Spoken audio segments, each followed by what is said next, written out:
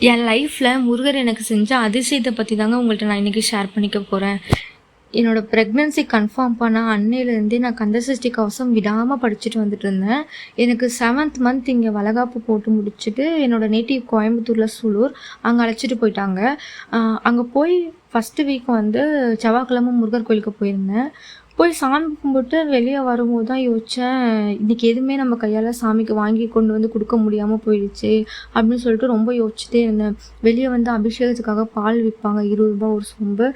பூ, வெத்தலை பாக்கு எதுவுமே நம்ம வாங்கிட்டு வந்து கொடுக்க முடியாமல் போயிடுச்சு அப்படின்னு சொல்லிட்டு ரொம்ப யோசிச்சுட்டு இருந்தேன். சரி, நெக்ஸ்ட் வீக் கண்டிப்பாக வாங்கிட்டு வந்து கொடுக்கலாம் அப்படின்னு சொல்லிட்டு வந்துட்டேன்.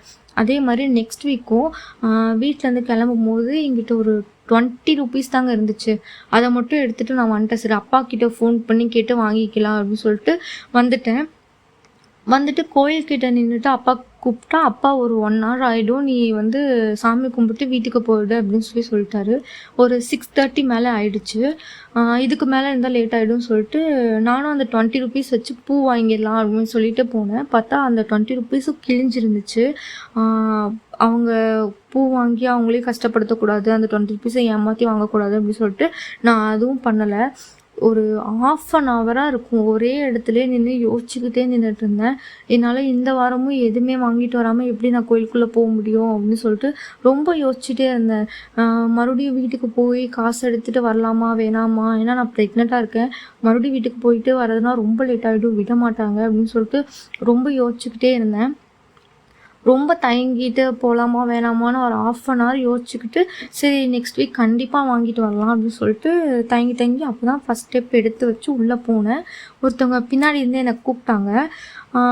சீரியஸாக சொல்கிறேன், எனக்கு அவங்க யாருன்னே தெரியாது. ஒரு அக்கா. அவங்களோட கவரில் வந்துட்டு, அவங்க கொடுத்த கவரில் வந்துட்டு 1/2 லிட்டர் பால் பேக்கெட் இருந்துச்சு, பூ இருந்துச்சு, மல்லிகைப்பூ, சாமிப்பூ, அதுக்கப்புறம் வந்துட்டு ஊதுபத்தி, கற்பூரம், வெத்தலைப்பாக்கு, வாழைப்பழம் இதெல்லாமே வச்சு ஒரு கவர் கொடுத்தாங்க. சாமிக்கிட்ட கொடுத்துருமா அப்படின்னு சொன்னாங்க. ஒரு பேக் போட்டிருந்தாங்க. அவசரமாக அவங்க வந்து பஸ் பிடிக்க போகிறாங்களா என்னன்னு தெரியல. அவசரமாக என்கிட்ட கையில் கொடுத்துட்டு, நீ சாமிக்கிட்ட கொடுத்துருமா அப்படின்னு சொன்னாங்க. எனக்கு ஃபஸ்ட்டு ஒன்றுமே புரியல. ஏன் அந்த அக்கா என்கிட்ட கொடுக்கணும், நீங்களே கொடுத்துருங்கக்கா அப்படின்னு சொன்னபோது தான் அவங்க, இல்லைம்மா டைம் ஆச்சு, நீ கொடுத்துருமா, நீயே சாமிகிட்ட கொடுத்துருமா அப்படின்னு சொல்லிட்டு அவ்வளோ அவசரமாக போயிட்டாங்க. எனக்கு ஒரு நிமிஷம் எனக்கு கண்ணில் தண்ணியே வந்துச்சு. ஏன் அந்த அக்கா ஃபஸ்ட்டு என்னட்ட கொடுக்கணும், ஒரு 2 நிமிஷம் நான் லேட்டாக வந்திருக்கலாம், இல்லைனா அவங்க வந்து வேறு யாருக்கிட்டாச்சும் கொடுத்துருந்துருக்கலாம், இல்லை அந்த அக்காவே வந்து கூட கொடுத்துட்டு போயிருந்துருக்கலாம். அது ஏன் என்கிட்ட அன்றைக்கி அந்த அக்கா கொடுக்க சொன்னாங்கன்னு எனக்கு தெரியல.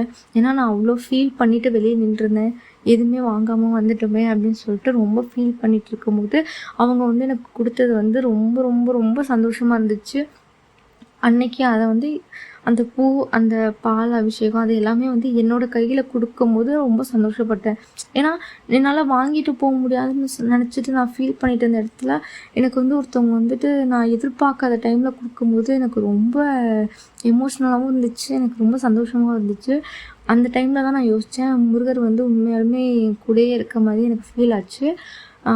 இன்னொரு மிராக்கிள் பண்ணியிருக்காரு முருகர் எனக்கு. அதை நான் நெக்ஸ்ட் வீடியோவில் சொல்கிறேன்.